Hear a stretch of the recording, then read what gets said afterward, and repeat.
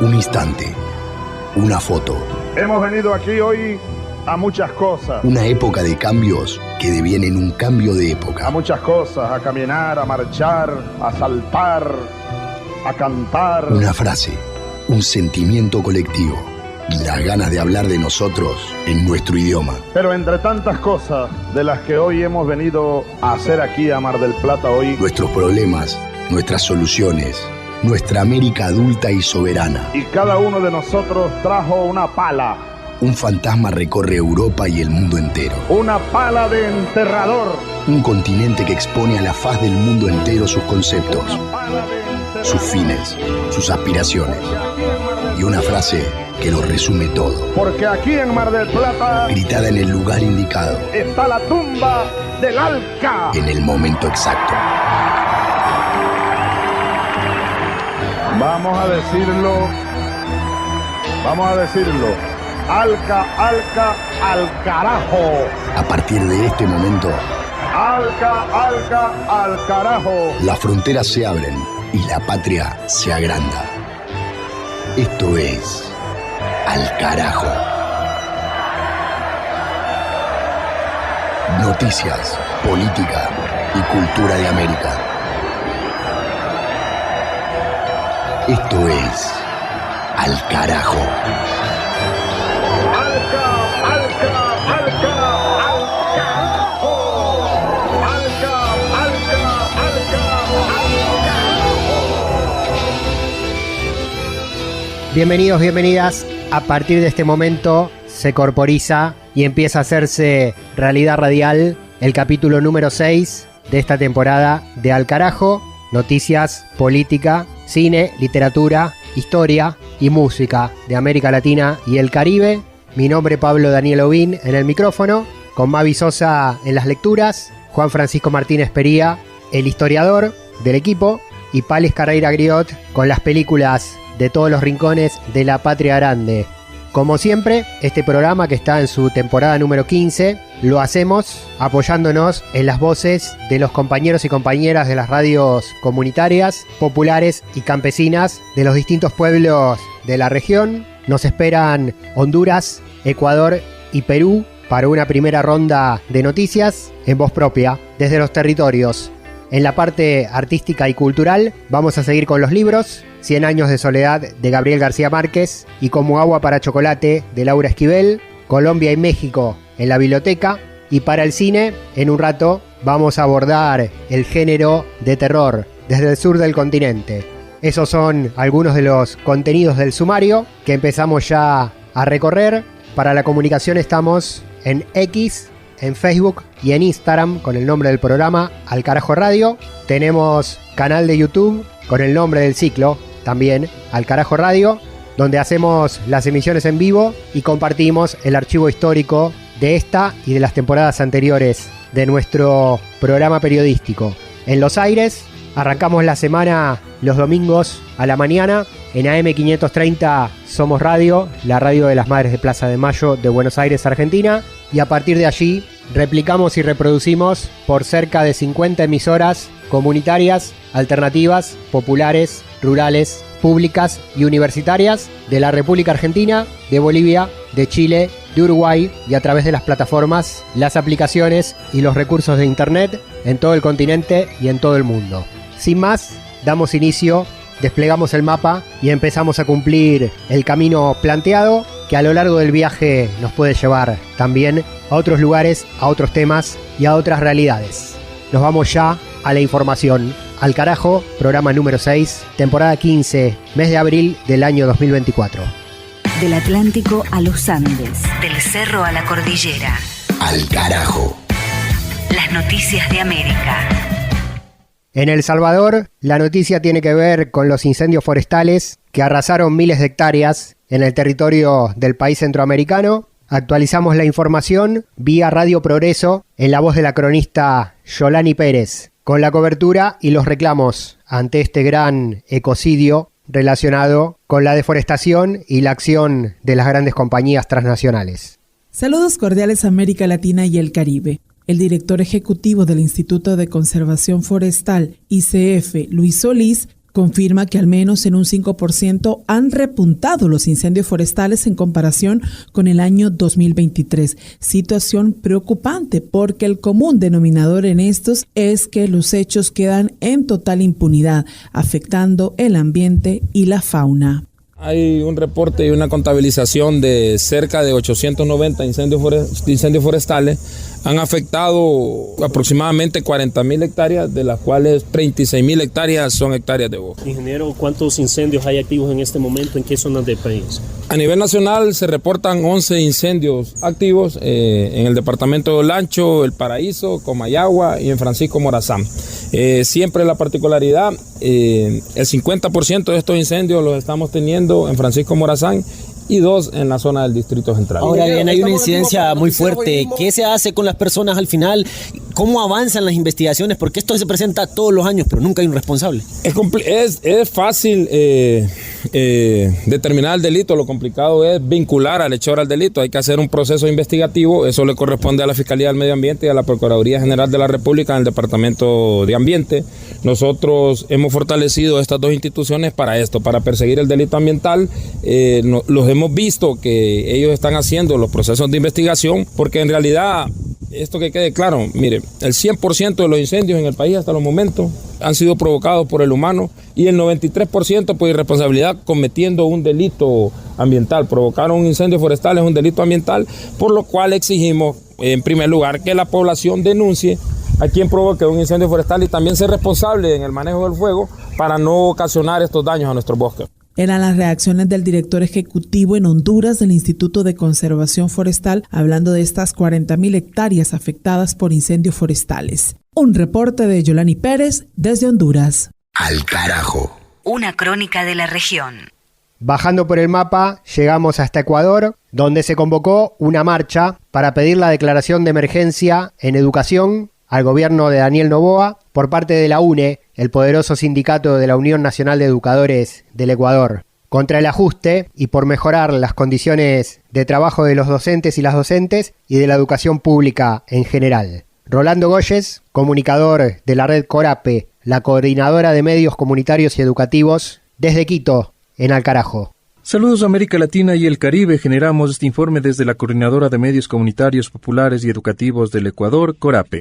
Les cuento la información ocurrida en nuestro país. Este 6 de abril, desde la provincia de Santo Domingo de los Áchilas, parte una marcha convocada por la Unión Nacional de Educadores, UNE, para pedir al gobierno que declare en emergencia al sistema educativo y por la seguridad. Así lo dijo Andrés Quispe, presidente de la UNE. Sale desde Santo Domingo, nutrida por padres, madres de familia, estudiantes, docentes, quienes vamos a caminar durante 4 días hasta el martes 9 de abril en la iglesia de Santo Domingo, donde se vinculan más provincias, también compuestas por estudiantes secundarios, universitarios, docentes, padres, madres de familia, con quienes nos concentramos a las 3 de la tarde y avanzamos hacia Carondelet y a la Asamblea, bajo el pedido de que se declare en emergencia la educación. El motivo de este pedido, a decir de la Federación de Estudiantes Secundarios del país FESE, es que no existen las condiciones para garantizar el derecho a la educación en todos los niveles. Somos 394.000 aspirantes buscando acceder a 135.000 cupos.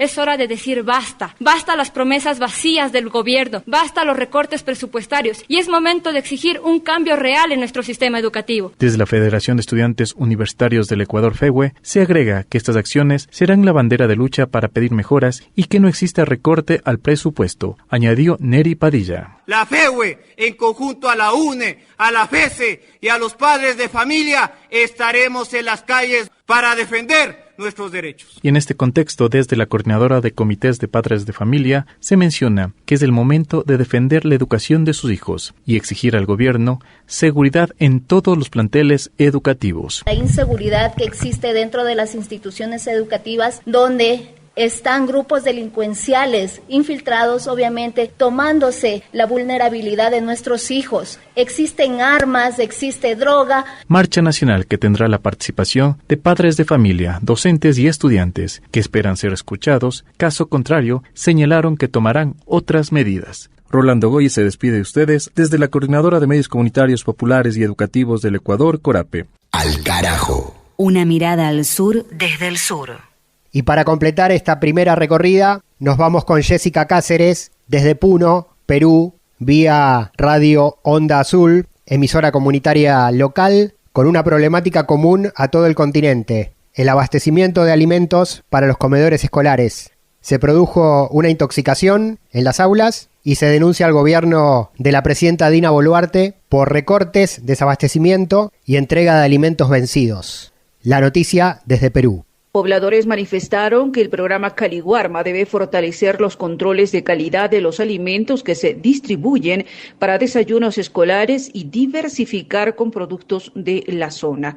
Luego de darse a conocer que alrededor de 19 estudiantes del 5º grado de secundaria de la institución educativa secundaria Gamaliel Churata fueron trasladados de emergencia hasta el centro de salud del distrito de Cabana tras presentar malestar general, luego de consumir en el desayuno arroz chaufa y avena, productos dotados por el programa Caliwarma. Los padres de familia han pedido que dicha institución se haga responsable de los daños causados a los estudiantes. Sin embargo, el jefe de este programa social, Giovanni Pando, indicó que se tiene que esperar el informe de las pruebas a los productos para que recién se señale a los responsables. En ese contexto, Radio Onda Azul preguntó cómo evalúa la calidad de los productos que distribuye Caliwarma y la preparación de los desayunos escolares por parte de los padres de familia. Al respecto, los pobladores que se comunicaron desde diversos distritos de la región altiplánica señalaron que no es la primera vez que ocurre este tipo de hecho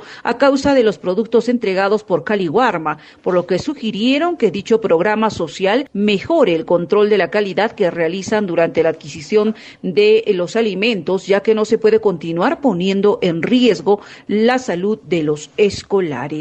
Regularmente calificaría. ¿Por qué? Porque llega bastante atún en la mañana, atún para las 12, y cuando llega también arroz muy duro que no se puede ni granear. Informó Jessica Cáceres de Radio Onda Azul desde Puno, Perú. De norte a sur, de este a oeste. Al carajo. Un viaje por el continente. De la mano de las radios comunitarias de América Latina, fue la primera ronda de noticias desde los distintos puntos cardinales del continente, y sobre el último contacto que escuchamos desde Perú vía Radio Onda Azul de Puno, remarcar desde aquí, desde Al Carajo, con el panóptico que tenemos de toda nuestra región, desde los diferentes países, el patrón reiterado que se da en los gobiernos de derecha, conservadores, neoliberales, del ajuste sobre los más débiles. En Perú, relataba la cronista Jessica Cáceres, la gestión de Dina Boluarte recortando los alimentos a los comedores escolares y hasta mandando comida podrida a los alumnos y las alumnas. Lo mismo pasa en Argentina con el gobierno de Javier Milei, que en 3 meses recortó el envío de partidas alimentarias a los merenderos y a los comedores comunitarios. Misma problemática en Paraguay con el gobierno del Partido Colorado, en una matriz de abandono total a los más vulnerables de la sociedad. Problemas e injusticias que unifican a los países de nuestra patria grande, a los reclamos y a las luchas por transformar esas realidades. Y la verdolaga por el suelo. Y en Al Carajo, además de estas grandes tragedias comunes, nos unen las canciones, el arte y las letras. 100 años de soledad, de Gabriel García Márquez, por Mavi Sosa.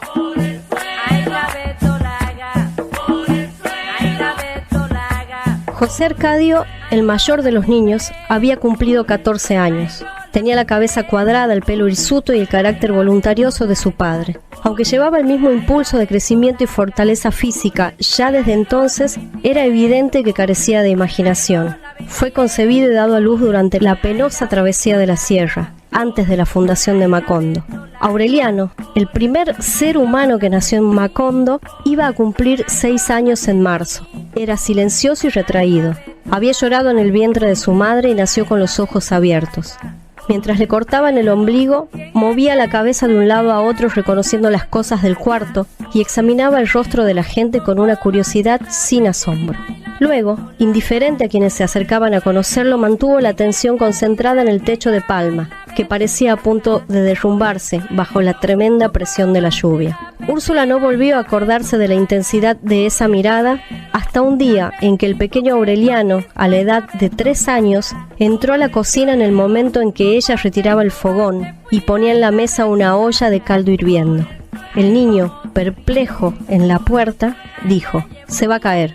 La olla estaba bien puesta en el centro de la mesa, pero tan pronto como el niño hizo el anuncio, inició un movimiento irrevocable hacia el borde, como impulsada por un dinamismo interior, y se despedazó en el suelo. Las luchas políticas, las luchas sociales de la región tienen su lugar. Al carajo.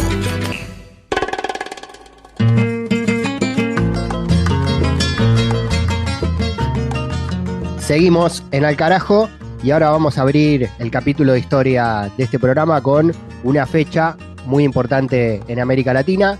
El 9 de abril de 1952 llegó al poder en Bolivia el Movimiento Nacional Revolucionario con la figura emblemática de Víctor Paz Estenssoro, en lo que llamamos Revolución Boliviana, que tiene después un montón de tracciones y de continuaciones a lo largo de la historia. Juan Francisco Martínez Pería, historiador del Centro Cultural de la Cooperación de Buenos Aires, de la Universidad Nacional de las Madres de Plaza de Mayo de Argentina y de la Educación Pública Latinoamericana, está nuevamente en el programa con este tema en esta oportunidad. ¿Qué tal, Juan? Hola Pablo, ¿cómo te va? Una gran alegría estar nuevamente en el programa. Un saludo para vos y para toda la audiencia. Una revolución nacionalista, una revolución antiimperialista, que a diferencia de muchos intentos que tuvo el continente, en la historia boliviana se mantiene muy presente. Sí, la Revolución Boliviana es un acontecimiento clave en la historia de la región, ¿no? Y es un hito revolucionario de gran importancia que merece ponerse en un hilo, ¿no?, más amplio de procesos revolucionarios. El siglo XX latinoamericano fue muy intenso en procesos de reforma y de revolución, obviamente la Revolución Mexicana, la Revolución Boliviana, los procesos del peronismo, el varguismo, el cardenismo, también tener en cuenta el proceso revolucionario en Guatemala y el gobierno de Jacobo Arbenz. Obviamente desde ya la Revolución Cubana, todos los procesos de intentos revolucionarios en la década de 60 y 70 y finalmente la Revolución Nicaragüense y después, por supuesto, también ya cerrando la década del 90, el levantamiento zapatista y el inicio de la Revolución Bolivariana que abrió un nuevo ciclo, ¿no? Pero América Latina ha tenido procesos de reforma y de revolución, pero sobre todo grandes revoluciones sociales, ¿no? Sobre todo podemos mencionar en términos de grandes revoluciones sociales, como decíamos recién, Revolución Mexicana, Revolución Boliviana, Revolución Cubana y Revolución Nicaragüense. Y el caso de Bolivia es uno de los más emblemáticos por las particularidades.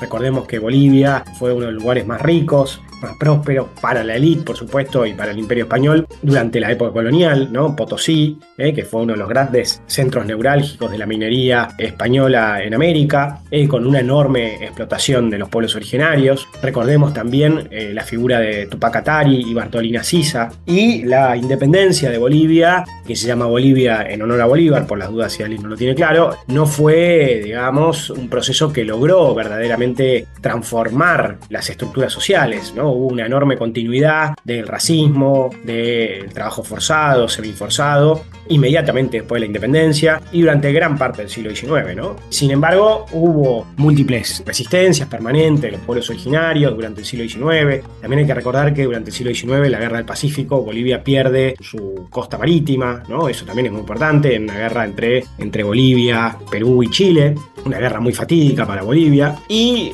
a diferencia de otros países de América Latina, en general, a fines del siglo XIX se crea lo que se conoce como el Estado oligárquico, ¿no? Que es un proceso de construcción de un Estado con una república oligárquica, una república cerrada, una república no democrática, pero un Estado al fin, digamos, ¿no? Hubo países donde esto fue más exitoso, el caso de Bolivia fue muy poco exitoso, quiero decir, no se crea verdaderamente un Estado sólido, pero sí se crea obviamente un Estado débil, pero muy oligárquico y neocolonial, ¿no? Muy vinculado con la producción minera, fundamentalmente con el estaño, lo que se conoce como los varones del estaño. Uno de ellos, los más conocidos, era Patiño, una élite muy muy pequeña, ¿también? Y lo que se conoce como también la rosca minera. Hubo intensas movilizaciones indígenas a fines del siglo XIX, comienzo del XX, y ese orden oligárquico, que era muy débil a diferencia de otros lugares, empieza a tener una crisis muy grande a partir de la década del 30. La década del 30 es un parteaguas en la historia de América Latina, pero particularmente en el caso de Bolivia, porque en el caso de Bolivia hay una guerra, otra nueva guerra, la guerra del Chaco, ¿no? Una guerra con Paraguay. Siempre se ha dicho que esa guerra estuvo impulsada por los intereses de las compañías petroleras, ¿no? La Standard Oil en el caso de Bolivia y la Shell en el caso de Paraguay, disputándose el territorio de Chaco. Esa guerra fue muy fatídica para Bolivia, hubo una enorme mortandad y una nueva pérdida de territorio. Bolivia ya había perdido territorio frente a Brasil, además de perder con Chile y perder con Paraguay, antes también había perdido territorio con Brasil.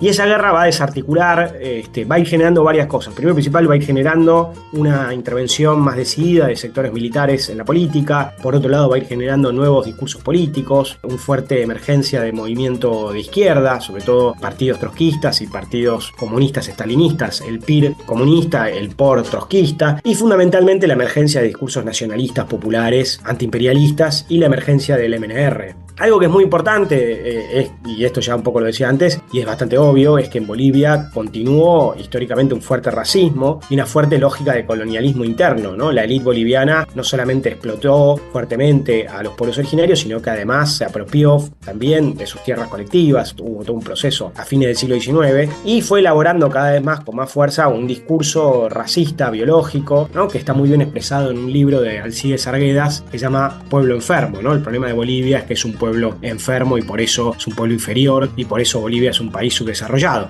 A comienzo del siglo XX, con la guerra del Paraguay, este orden oligárquico empieza a entrar en crisis y particularmente lo que hay es un golpe de Estado llevado adelante por sectores militares nacionalistas que van a inaugurar una experiencia bastante sui generis, que es la experiencia del socialismo militar. Primero va a gobernar un coronel que se llama David Toro y después otro que se llamó Germán Bush, que van a gobernar sucesivamente del 37 al 39 y van a hacer las primeras políticas más populares, un primer cambio de constitución y además que van a nacionalizar la Standard Oil, ¿no? Que había sido en parte responsable de la guerra. Ese gobierno, sin embargo, va a durar poco.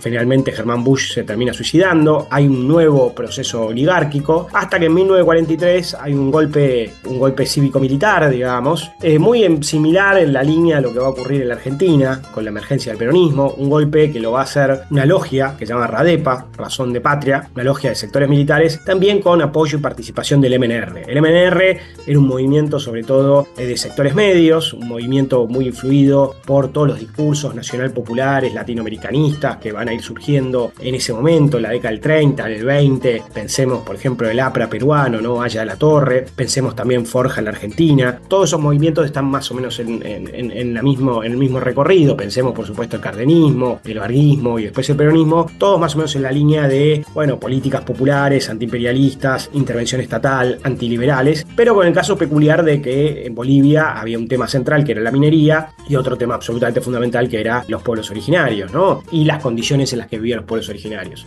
Quien va a gobernar en Bolivia va a ser Gualberto Villarroel. Gualberto Villarroel también era un coronel que va a gobernar del 43 al 46 y que va a llevar adelante algunas medidas, una nueva constitución con derechos sociales, va a ser un congreso indígena, va a llevar adelante políticas de liberación de los pueblos indígenas, pero que va a terminar siendo, y esto es muy interesante, Pablo, muy lamentable pero muy interesante, va a terminar siendo ejecutado en la plaza pública por una rebelión impulsada por una alianza entre sectores de izquierda comunistas también y sectores de los sectores oligárquicos liberales tradicionales, liberales conservadores, ¿no? Esto es muy interesante porque van a crear una versión boliviana de la Unión Democrática Argentina. Esto de las uniones democráticas va a haber en varios lados, en el caso de Brasil, en el caso de Argentina, en el caso de Bolivia, identificando a el gobierno de Villarroel, al MNR con el fascismo, ¿no? Recordemos que ya estamos en el marco de la Segunda Guerra Mundial y en el marco de la Segunda Guerra Mundial apenas termina, los movimientos nacional populares generalmente van a ser identificados tanto por sectores liberales como sectores de izquierda como gobiernos o movimientos fascistas, ¿no? Sin entender la diferencia, y esto es sumamente importante, entre los nacionalismos populares, antiimperialistas y los nacionalismos de derecha europeos, ¿no? Entonces Gualberto Villarroel va a ser ejecutado, va a ser colgado de un farol. Hay un libro de Augusto Céspedes, hay dos dos grandes intelectuales del MNR. Uno es Carlos Montenegro, que escribió un libro llamado Nacionalismo y Coloniaje,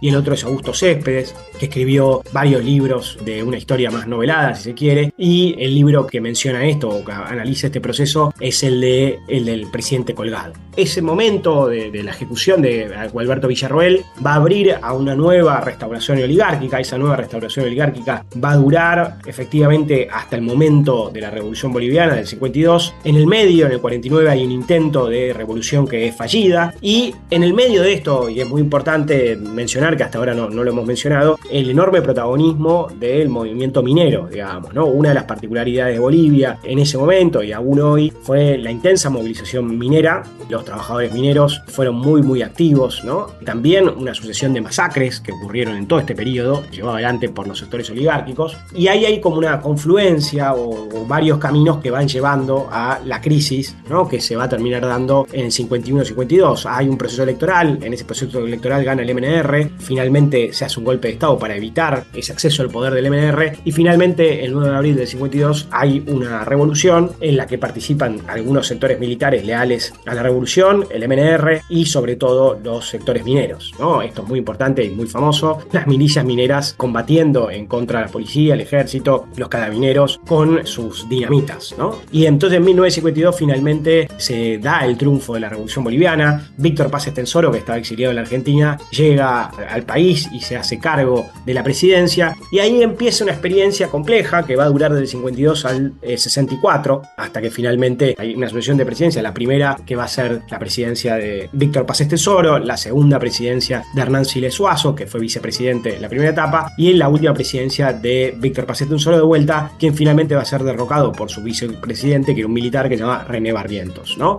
La revolución tuvo una primera etapa muy atractiva, muy intensa, que implicó medidas muy revolucionarias, la disolución del ejército y el establecimiento de milicias populares, un nuevo cambio de una constitución que establecía, y esto es muy importante, Pablo, en Bolivia el voto no era universal, el voto obviamente no solamente excluía a las mujeres, sino que era para los alfabetizados. Esto excluía masivamente a la población originaria y a la población mestiza, que no era de clase media o de clase alta, que no participaba de eso que conocía como la rosca. Entonces hay una enorme ampliación democrática con también el derecho al voto de las mujeres, y decíamos la medida más importante que va a ser la Revolución Boliviana es la nacionalización de las minas, ¿no? La nacionalización de las minas y la creación de toda una serie de instituciones estatales que van a buscar el desarrollo minero y el desarrollo industrial. Esto de la nacionalización de las minas fue absolutamente clave. Recordemos también que estamos en un contexto latinoamericano donde, bueno, en Bolivia ya se había dado la nacionalización de la Standard Oil. Recordemos también que Cárdenas había nacionalizado el petróleo en 1938. Recordemos las nacionalizaciones de Vargas, recordemos las nacionalizaciones de Perón. Estamos en ese contexto latinoamericano.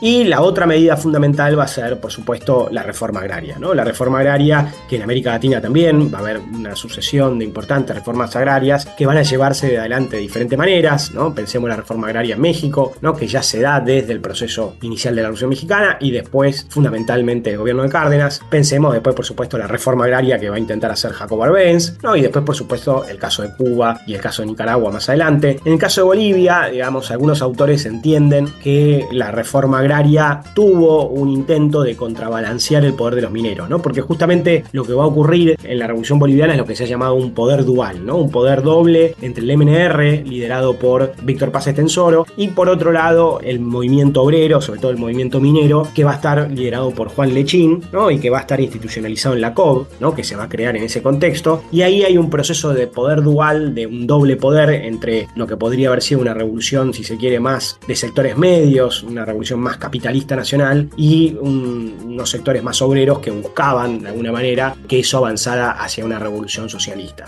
Se ha escrito mucho sobre el poder dual, sobre todo René Zabaleta Mercado, un intelectual nacionalista, marxista, boliviano muy importante. Pero bueno, lo cierto es que la Revolución Boliviana tuvo un impulso muy importante inicialmente, pero después empezó a languidecer. También otra cosa muy importante es el tema de la nueva identidad que crea, ¿no? La Revolución Boliviana crea una identidad boliviana afirmando la perspectiva nacional y popular. Eso ha sido visto como algo positivo, pero también distintas figuras han criticado, digamos, figuras como Fausto Reinaga, Silvia Rivera Cusicanqui, incluso Álvaro García Linera, han criticado también que esta nueva reivindicación de la nacionalidad boliviana y sobre todo la celebración del mestizaje venía de alguna manera a ocultar, a subalternizar la plurinacionalidad boliviana y también el hecho, digamos, de, bueno, la existencia de los pueblos originarios, la cultura de los pueblos originarios, etcétera, etcétera, ¿no? Porque bajo la afirmación de esa identidad mestiza se de alguna manera esconde las múltiples identidades nacionales indígenas. Bueno, sea como sea, la Revolución Boliviana tuvo un momento inicial de mucha importancia, de hondas transformaciones, pero lamentablemente con el tiempo fue perdiendo ímpetu y sobre todo Estados Unidos, y esto es muy interesante pensarlo en un contexto regional más amplio, Estados Unidos tuvo una política muy sagaz, muy inteligente frente a Bolivia. En vez de reprimir, atacar frontalmente a la Revolución Boliviana, como se hizo con la experiencia de Jacobo Arbenz en Guatemala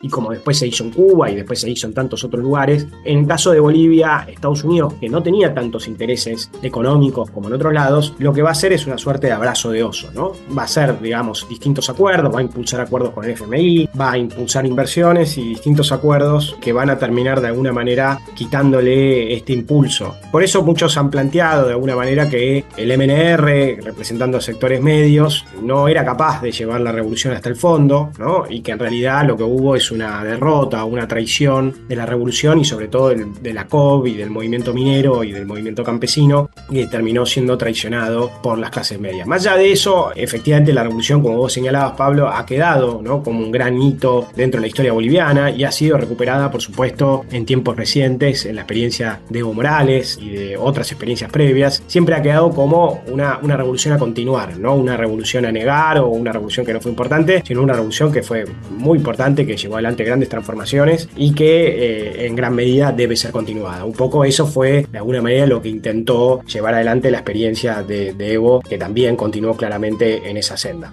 Sí, y con dos fundamentos muy especiales. Los recursos naturales, qué hace el Estado con los recursos naturales, cómo introduce eso en la economía, y el racismo, ¿no? Esto que vos comentabas sobre el desprecio y la discriminación hacia los pueblos originarios, que bueno, es parte también de esa lucha histórica que tiene Bolivia trasladada al presente. Sí, justamente, claramente lo que vos bien señalás, Pablo, el tema de los recursos naturales, ¿no? Recordemos, digo, en Bolivia pasó de todo, ¿no? Entre la revolución boliviana y el gobierno de Evo Morales pasaron muchísimas cosas, ¿no? De hecho, mirá vos qué cosa, ¿no? En el caso de Bolivia fue el propio Víctor Paz Estenssoro quien en la década del 80 impulsó grandes reformas neoliberales privatizando las minas, ¿no? Una gran paradoja de la historia, que no es tan paradójico que hoy en otras partes de América Latina fueron los mismos movimientos nacional populares que históricamente habían llevado adelante reformas, quienes impulsaron el neoliberalismo. En el caso de la Argentina fue Menem, está bien, pero en otros lados, no sé, pensamos Fernando Enrique Cardoso, que venía en la teoría de la dependencia, que también impulsa el neoliberalismo. Pero más allá de eso, ciertamente Evo Morales, la experiencia del MAS, recuperó claramente el legado de la Revolución Boliviana con la nacionalización de los hidrocarburos, pero una de las grandes diferencias fue lo que vos señalás, o sea, quiero decir, si la Revolución Boliviana fue una revolución que puso en discusión el racismo y puso sobre la mesa una defensa de lo nacional y popular, en el caso de Evo, de la experiencia de Evo, eso se reformuló, digamos, en una lógica de plurinacionalidad, ¿no? Y de reivindicación de las nacionalidades indígenas. Esto es una continuidad, pero también una diferencia que merece marcarse, una crítica a esta identidad mestiza de la que hablábamos antes, ¿no? Que invisibilizaba de alguna manera a la diversidad de los pueblos originarios. Libros ya mencionaste unos cuantos, si querés aportar alguno más, hacelo. Y bueno, ya te empiezo a despedir hasta el próximo capítulo de Al Carajo, porque tenemos que continuar con más temas que tienen que ver con nuestra América Latina.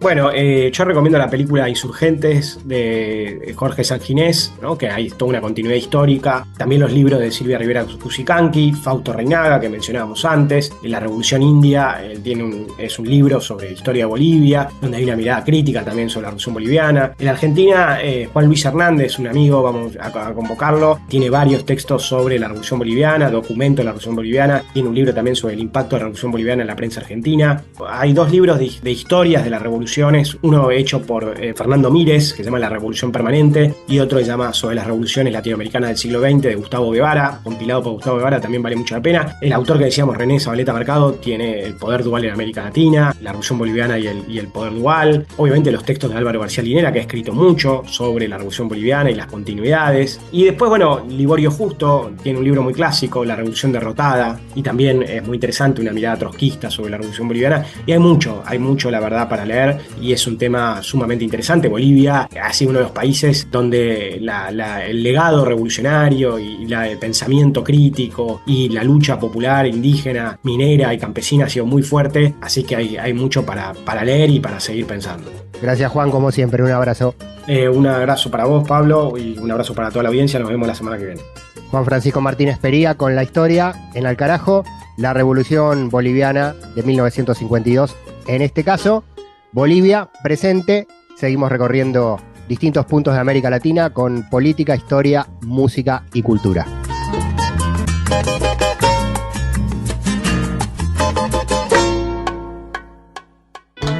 Al Carajo. Al Carajo. Identidad, música y cultura de América Rebelde.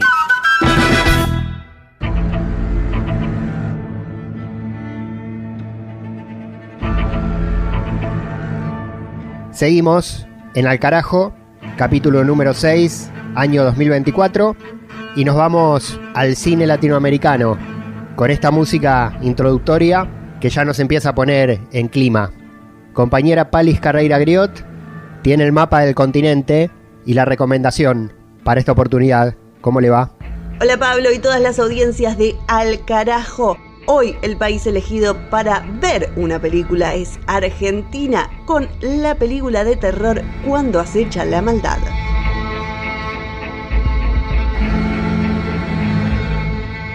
Esta película está dirigida por Demian Rugna y se ubica en una zona campestre de Argentina. No se sabe precisamente en dónde es, en donde un hombre es encarnado por un demonio.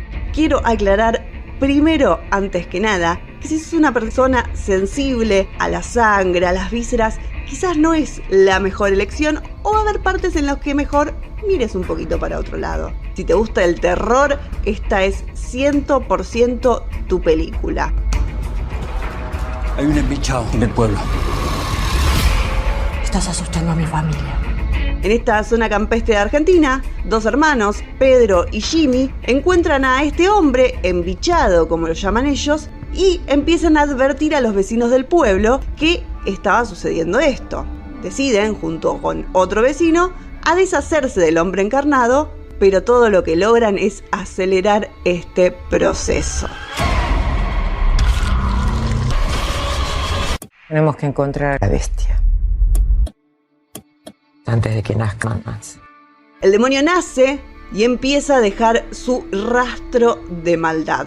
Los hermanos y los pocos sobrevivientes empiezan a huir antes que este demonio los agarre, y van a tener que también respetar ciertas reglas para no seguir acelerando el proceso y que este demonio siga capturando gente. ¡Lo vi con mis propios ojos! ¡Estuve con él! Esto va a ser un infierno.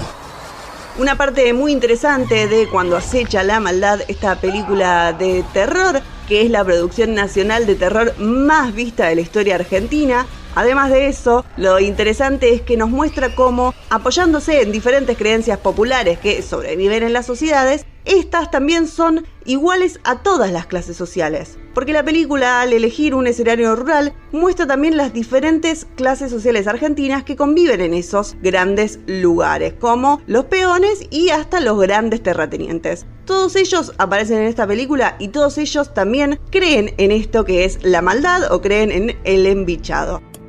Los tiempos de la fe se terminan rápido.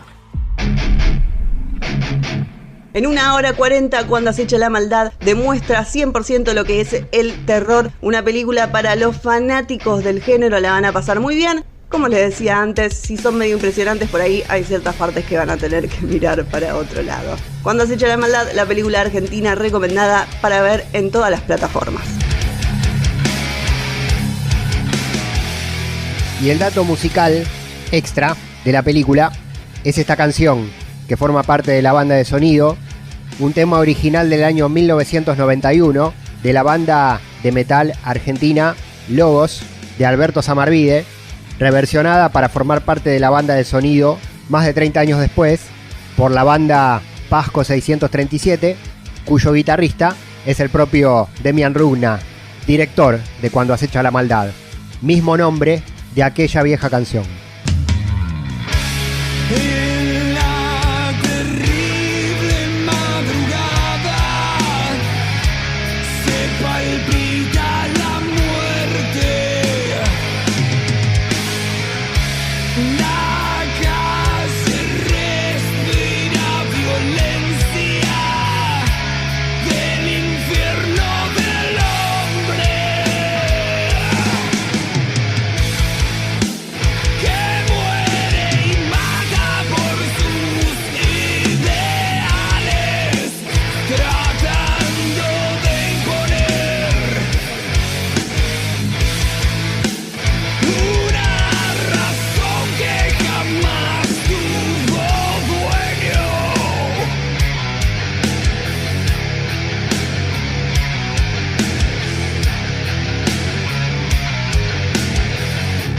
Cuando acecha la maldad,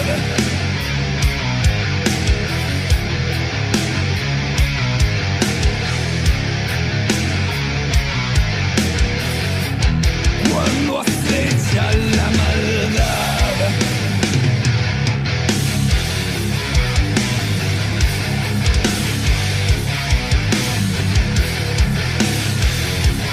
cuando acecha la maldad,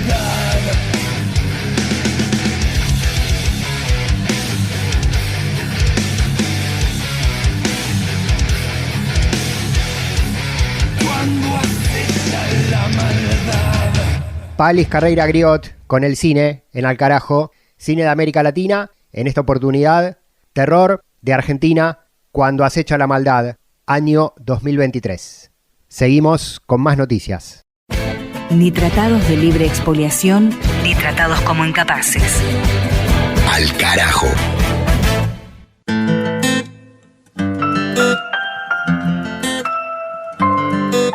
El negacionismo y peor que el negacionismo, la reivindicación de los crímenes de lesa humanidad cometidas por el Estado en los tiempos de dictadura, parece ser una ola que se extiende y se repite en los distintos países de América Latina. En Chile, con los reivindicadores de los crímenes de Pinochet, encolumnados detrás de la figura de José Antonio Kast, último candidato presidencial de la derecha. En Argentina, con el gobierno de Javier Milei y su vicepresidenta Victoria Villarruel, negadores del número de 30.000 desaparecidos y reivindicadores de las políticas de la última dictadura cívico-militar. En Paraguay, con los sectores del Partido Colorado que siguen defendiendo los horrores de Stroessner, que hablar del bolsonarismo en Brasil, y de todos los sectores en los distintos países que apuestan al paso del tiempo y al olvido para reconstruir esa historia, apoyados en grandes medios de comunicación, en campañas de redes sociales, trolls y mensajes de penetración en la juventud que no vivió aquellos hechos, y también en los adultos que compran ese mensaje. En la vereda de enfrente, desde el campo de la defensa de los derechos humanos, se da el debate de qué hacer ante esto. En Uruguay, una diputada del Frente Amplio presenta un proyecto en el Congreso para penar las acciones negacionistas en el mismo sentido de lo que sucede en Alemania con los crímenes del nazismo. La legisladora se llama Micaela Melgar y presenta los fundamentos de su iniciativa.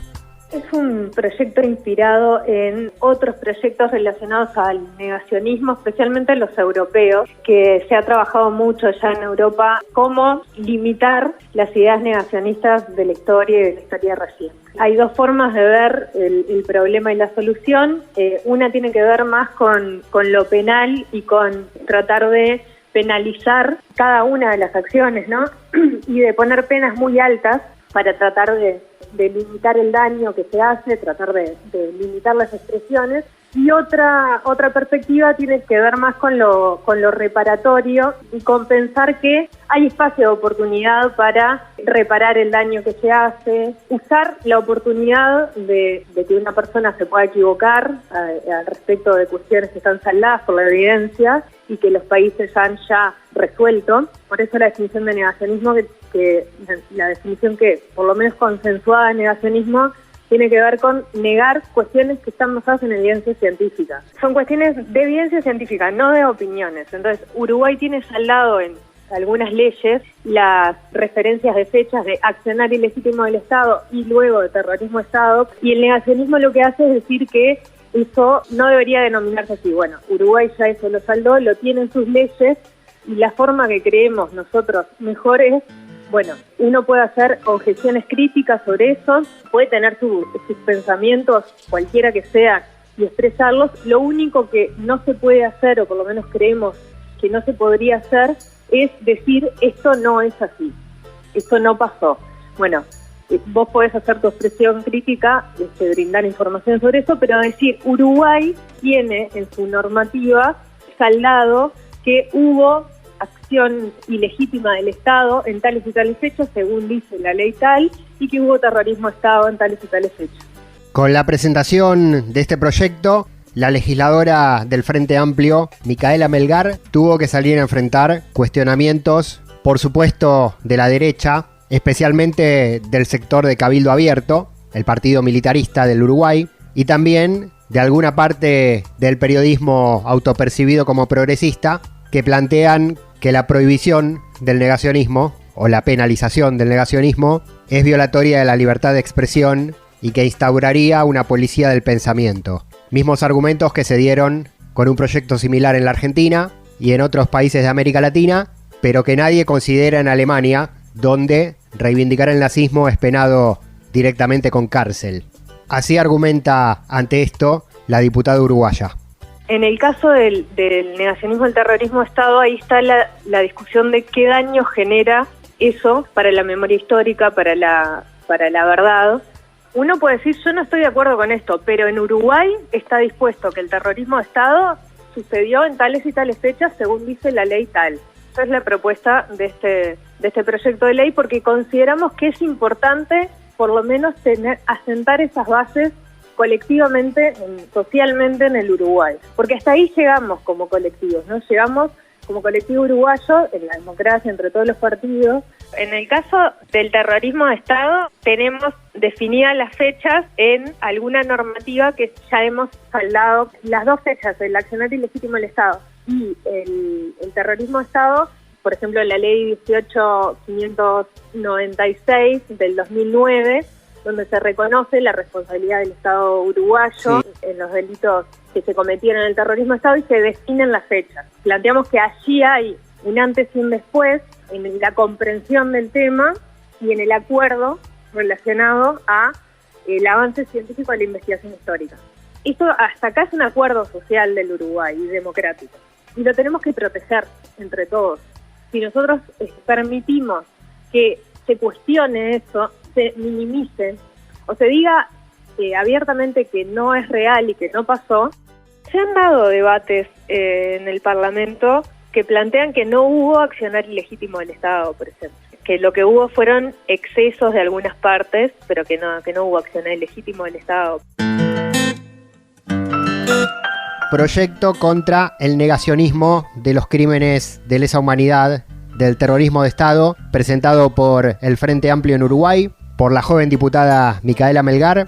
La legisladora explica que no se trata de un proyecto punitivo, sino reparatorio, buscando sostener la verdad histórica del Uruguay, cosa juzgada por los tribunales, contra las voces que intentan relativizar, que intentan cambiar esa historia, que intentan apostar al olvido, voces que vienen de las usinas de construcción de opinión pública de las redes sociales y también de medios de comunicación masivos, pero Micaela observa que también vienen de una parte de la dirigencia política que actúa en la democracia, por lo cual advierte que hay que hacer algo. Por eso esta iniciativa de ley, porque estas oleadas negacionistas ponen en peligro el sistema democrático todo. Seguro nuestro país vive en un sistema democrático y lo que tenemos que hacer es un esfuerzo muy grande para la no repetición de los crímenes de lesa humanidad desde el Estado, y los negacionistas del terrorismo de Estado no aportan en ese sentido, más bien aportan en el otro. Entonces, creo que ante evidente necesidad de fortalecimiento democrático en el mundo, te diría, por lo menos en la región, hay que instalar este debate y hay que pensar qué hacemos como sociedad para reducir las expresiones negacionistas, que yo creo en el fondo son graves. Nos debemos mucho a la profundización de la verdad y la memoria histórica en nuestro país y no hemos hecho mucho sobre eso. Es una herida y un dolor muy grande para nuestro país y bueno, lo tenemos que pensar y tenemos que pensar alternativas. Capaz que este proyecto genera acuerdos y se puede reglamentar, y a mí lo que me importa es que si una persona se niega sistemáticamente a decir, bueno, en el Uruguay hubo terrorismo de Estado, que básicamente es lo que dice el proyecto que tenés que decir, pueda pasar por un espacio de trabajo en un sitio por la memoria, a ver si logramos, frente a la realidad, o sea, a algo más vivencial, que pueda pasar por un aprendizaje, porque yo creo que la gente puede cambiar, yo creo que falta acceso a la información, que acá estamos hablando sobre la verdad histórica sobre el terrorismo de Estado. Micaela Melgar, diputada del Frente Amplio de Uruguay. Proyecto contra el negacionismo de los crímenes del terrorismo de Estado cometidos por la última dictadura en el país rioplatense, seguramente con dificultades para pasar por el Congreso y para construir mayorías, pero como lo expresó la propia dirigente política, más allá de las relaciones de fuerza parlamentarias, con la necesidad de dar el alerta y ponerle un freno a ese negacionismo que en los últimos años vino creciendo en toda América Latina. En Brasil con Bolsonaro, en Paraguay con los Colorados, en Argentina con Milei, en Chile con Kast y en el propio Uruguay con el partido Cabildo Abierto, que forma parte nada más y nada menos que de la alianza de gobierno del presidente Luis Lacalle Pou.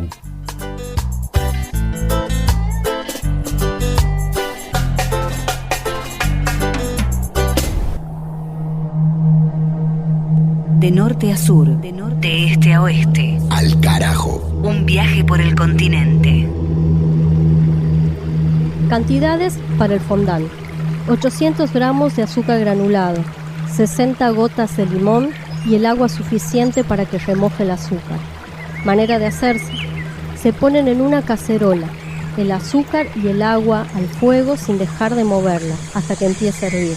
Se cuela en otra cacerola y se vuelve a poner al fuego, agregándole el limón hasta que tome punto de bola floja, limpiando de vez en cuando los bordes de la cacerola con un lienzo húmedo para que la miel no se azucare.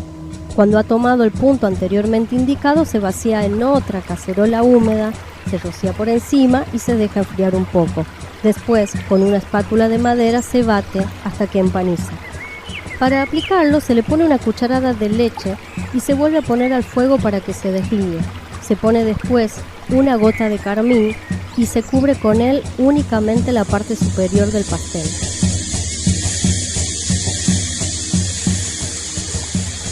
Nacha se dio cuenta de que Tita estaba mal cuando ésta le preguntó si no le iba a poner el carmín. Cubrió de besos a Tita y la empujó fuera de la cocina. No se explicaba de dónde había sacado nuevas lágrimas, pero las había sacado y alterado con ellas la textura del turrón. Ahora le costaría doble esfuerzo dejarlo en su punto. Ya sola, se dio a la tarea de terminar con el turrón lo más pronto posible para irse a dormir. El turrón se hace con 10 claras de huevo y 500 gramos de azúcar batidos a punto de hebra fuerte. Cuando terminó, se le ocurrió darle un dedazo al fondant para ver si las lágrimas de Tita no habían alterado el sabor. Y no, aparentemente no alteraron el sabor, pero sin saber por qué, a Nacha le entró de golpe una gran nostalgia. Recordó uno a uno todos los banquetes de boda que había preparado para la familia de la Garza, con la ilusión de que el próximo fuera el suyo.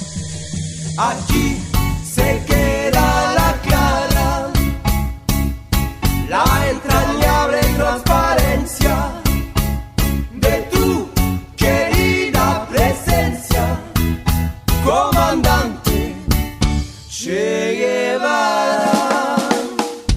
el final del episodio número 6 de la temporada 2024 de Al Carajo, desde la Biblioteca Latinoamericana con Mavi Sosa, leyendo e interpretando otro pasaje más de la mítica Como agua para chocolate, de la mexicana Laura Esquivel, uno de los libros que nos acompañan en este año número 15 de nuestro ciclo de política y cultura latinoamericana. Recorrimos el continente, como hacemos siempre, en este espacio, El Salvador, Ecuador y Perú, directamente desde los territorios, con la cobertura y en voz propia de los compañeros y compañeras de las radios comunitarias, populares y campesinas, desde los distintos países de la región.